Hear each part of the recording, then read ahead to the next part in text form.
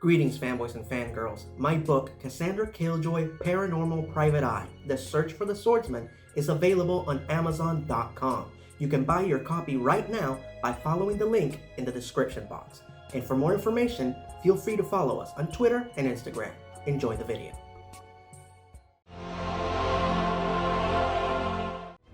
It started as a fantastic journey into cyberspace.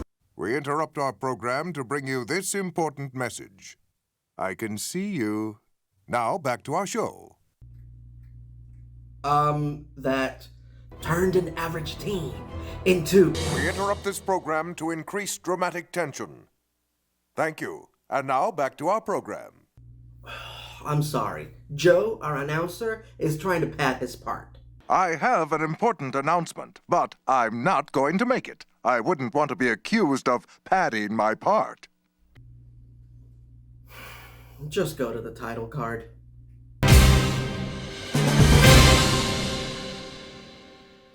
Greetings, fanboys and fangirls. I'm Erod, and I'm the Blockbuster Buster, and our story begins in the mid-90s. After the massive success of Tiny Toon Adventures, Animaniacs, and Pinky and the Brain, Steven Spielberg was looking to try his hand at the superhero genre. More specifically, he was interested in collaborating with the man responsible for Batman the Animated Series, Bruce Timm.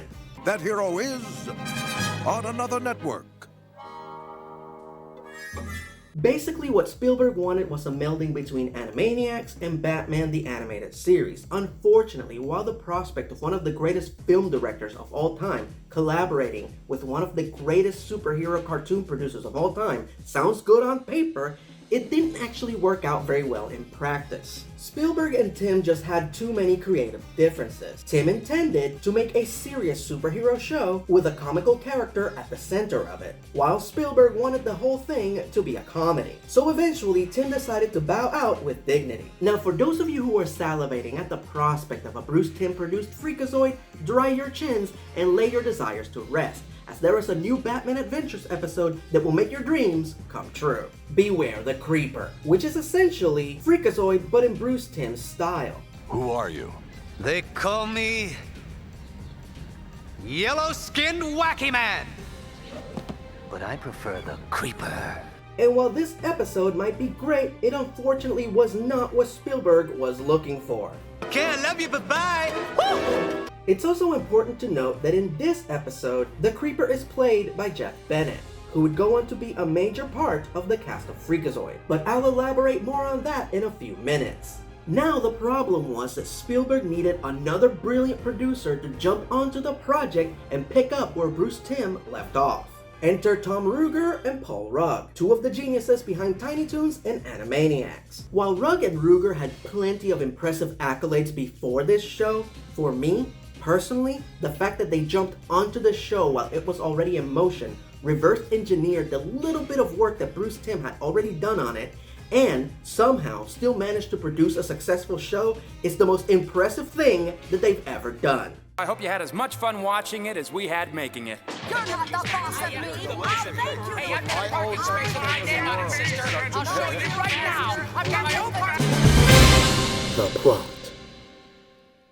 Yes, Freakazoid has a plot, but very much in the same vein that MST3K has a plot. You know it's just there to make the network executives happy, and you don't have to know it to enjoy the show. But nonetheless, here it is. Dexter Douglas is an average nerdy teen who receives a brand new Pinnacle chip for his computer for Christmas. What Dexter doesn't know is that the CEO of the company who made the Pinnacle chip, Gutierrez, purposely put a flaw in the chip, that if a user enters a very specific code and then hits delete, he will be turned into a superpowered freak. Gutierrez did this with the intention of giving himself superpowers. But Dexter accidentally activates the flaw first, when his cat, Mr. Chubbykins, walks over Dexter's keyboard and inadvertently types in the code.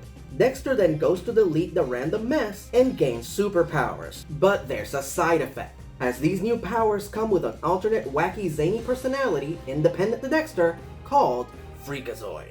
Oh, freak out! And now you know the rest of the backstory. Good day. Character design and animation. As I explained earlier, Bruce Timm did a lot of the initial designs for the series. hence the reason why the characters look like they are part of the DCAU, and why so many fans erroneously believe that Tim produced the show even though he didn't. While the production was handled by the now legendary Warner Bros. Animation, the animation itself was outsourced to Animal Ya, Studio Junio, and Tama Production in Japan, as well as Cell Movie, Dongyang Animation, and Coco Enterprises in South Korea. Hence the reason why the animation is of the utmost quality, in spite of being a silly, lighthearted comedy show. I probably blew the animation budget for the whole season on that one fight. Cast and characters. Because of this show's lighthearted comedic nature, there's not much depth to the characters. They're just there to be comedic foils for our main hero. Like Longhorn, voiced by Maurice LaMarche, a literal country western cowboy. No, we don't. We hold Nashville for ransom. Unless they give me a recording contract, they're gonna be whole wheat toast. And then there's, he's voiced by Jeff Bennett, and I can't actually say his name. You know why. Comes to kids at night and steals them from their beds. How does he get ya? That's the good part. He can't. Not unless you say his name out loud. And on the subject of Jeff Bennett, he was the MVP of this show, voicing about half a dozen characters throughout the series. That is one happy man. There's also Cobra Queen, Mistress of Serpents, voiced by Tress MacNeille. I don't talk like Sylvester the Cat. Sure do. Say Suffering Succotash, I saw a giant mouse. Go! Suffering succotash, I saw a giant mouse. And Cave Guy, a very perceptive prehistoric person, also voiced by Jeff Bennett. Pardon me, old man, but the French onion soup is a bit off. Take it back or I'll rip you in half. Are we simpatico? However, there were two villains on the show that were a cut above the rest. The first was Gutierrez, played by Ricardo Montalban. First of all, one of my favorite aspects of this show is how they would cast respected dramatic actors like David Warner, Ed Asner, and Ricardo Montalban and get them to say the most ridiculous nonsense. You weenie. A weenie? You are the weenie!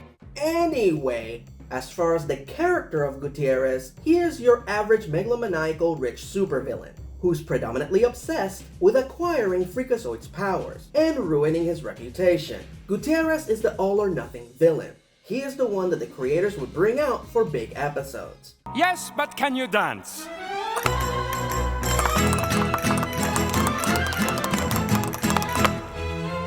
Yes! He's like the Ra's al Ghul or dark side of the show, who never does anything small. Fall down! Fall down! Are you ticklish? Little ticky? Little ticky, sweet?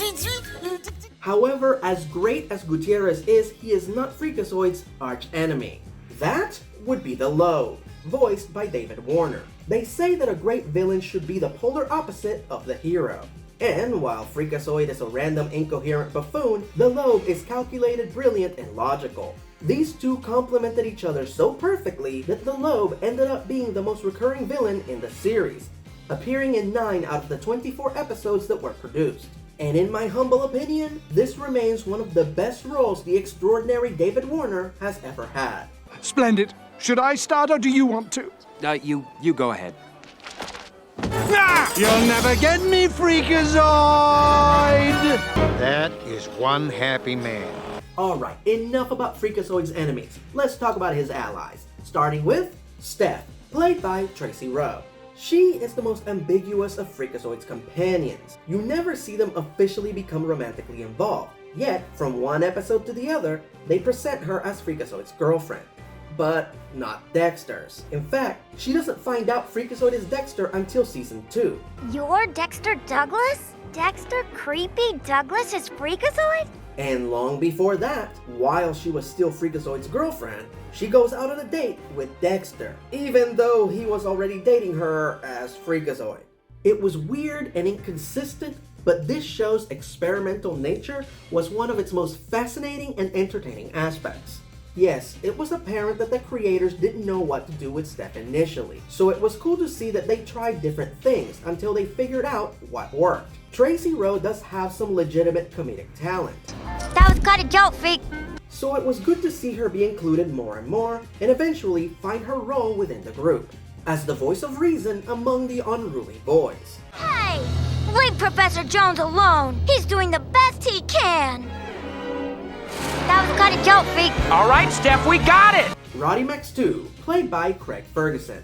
Roddy is Freakazoid's mentor. He is the inventor of the Pinnacle chip and the only one who truly understands Freakazoid's powers. Why do I have to learn to move things with my mind? Strength and speed will only take you so far, lad. It got me a second season. You can't count on that! Networks are fickle! As far as describing his character, try to imagine if instead of casting a distinguished British actor as Obi-Wan Kenobi, they casted a loud, obnoxious Scottish comedian. And you are... Oh, I'm his, What should I say? I can't think! She'll never buy it! Cried! Officer Mike Cosgrove, played by Ed Asner. Cosgrove is Freakazoid's fellow crime fighter and best friend. Some like to compare their relationship to that of Batman and Commissioner Gordon, and while they do have some similarities, Cosgrove is far more focused on the social aspect of their relationship than the professional one. Nothing will stand in my way! Hey, Freakazoid, wanna go out for a mint? Okay. Cosgrove is a really awesome friend, who's also a pretty good cop. Hey, you! Put that TV back. I'm sorry, man. Freakazoid, played by Paul Rudd. Yes, Paul Rudd, writer and co-creator of the show, also voiced Freakazoid, and believe you me, he didn't intend to.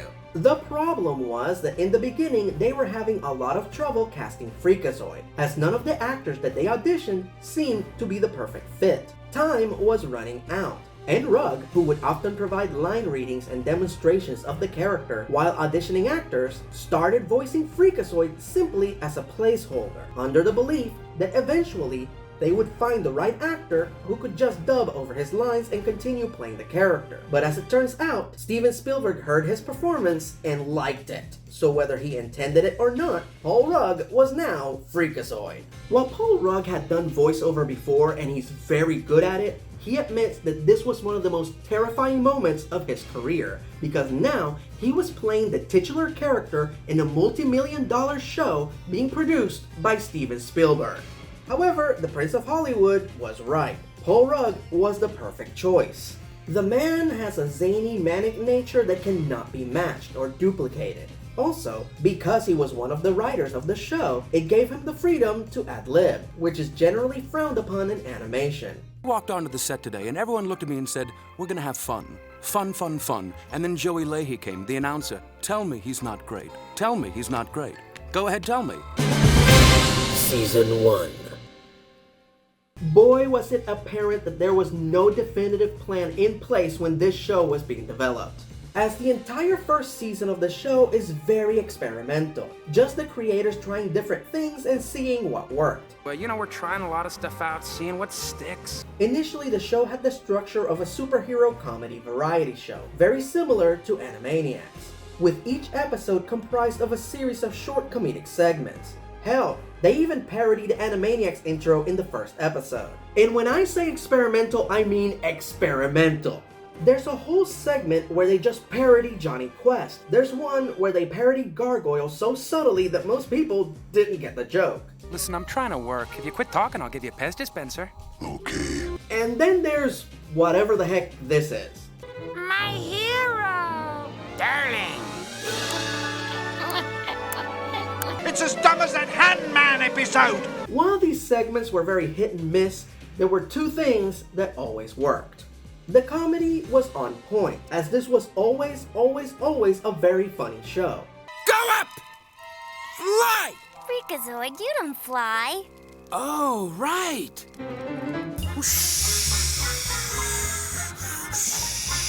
And more importantly, the character of Freakazoid is excellent. He is this mischievous trickster who more often than not defeats the villains by duping them into defeating themselves, with the most demented deviousness. Ah! Longhorn thinks he has me, but I've got a trick. Oh, what a good trick this is! If there were a degree for trickery, I'd be a master trickster. While the initial reviews of Freakazoid were mixed and the show really didn't fit into the image of the kids WB, somebody at Warner Brothers must have had a soft spot for it, because it was renewed for one more year. Season 2. Man oh man, was it apparent that the creators had more time to figure things out before this season. As this is the season where the show becomes more structured and coherent. Gone were the random experimental short segments. Hi guys. What a surprise. How come you fired us off the show? And in their place was a more traditional 3-act format that more closely resembled classic Mel Brooks movies. As the show was still a spoof, but there was still focus on character development and cohesive storytelling.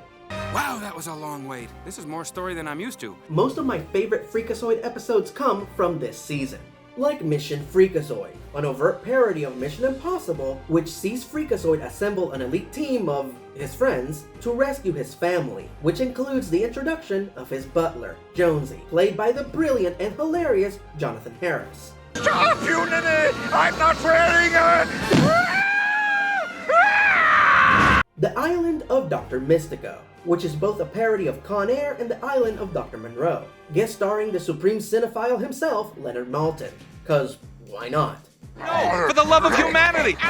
This episode includes Freakazoid's greatest escape in the whole series. Look, we're trapped on some island. There's a key that opens the cell we're in. I don't know what it looks like. I don't know where it is. Find it and bring it to us. Got it? Hi, Freakazoid. Sorry it took so long. Here's the key. And according to Paul Rudd, they really did have a production assistant named Greg who could do anything. Where'd that runway come from? Do you know some guy named Greg? All right, Greg! And last but not least, the series finale, Normadeus, which sees the Lobe kidnap real-life master carpenter Norm Abram to build him a giant wooden horn he designed to make a sound in the exact vibrational frequency to destroy Freakazoid. This one is a beautiful curtain call that includes the bulk of the characters from the series. And I absolutely love that Norm Abram is treated like a big-time celebrity, very much in the same style of sitcoms over-glorifying whichever guest star just so happens to be in an episode. You're an evil man! And thus, our hero and his supporting cast took a final bow, and Freakazoid came to an end. But not because it was a failure, to the contrary, the ratings were solid. The problem was that they were attracting the wrong demographic, namely college students and adults. And that was not the demographic that they wanted to attract to their Saturday morning lineup. So Freakazoid had to go. Final verdict. I've always felt that Freakazoid was one of those shows that was just meant to be. The initial production was nothing short of a disaster. Hell, it probably would have ended early on if Steven Spielberg hadn't been involved. Sorry to break this to you, Wacko, but if I'm not mistaken, Freakazoid is Steven's favorite show. We got a memo. And he's not kidding. Spielberg really did send him a letter saying that Freakazoid was his favorite show. That and ER. And thus, only by the great fortune that he was involved did the production continue. And all the right ingredients fell into place little by little. And eventually, we got one of the most unique, hilarious action comedies of all time, with one of the greatest fictional characters at the center of it. The fact of the matter is that there never was, and there never will be, another show like Freakazoid. 10 points in the Badassitude meter! Grab yourself a glass of papaya juice, don't forget to shop at Anubis Market, and give it a watch. Until next time, I'm Erod, and I'm the Blockbuster Buster. Oh, and most importantly, hug bees. Hug bees!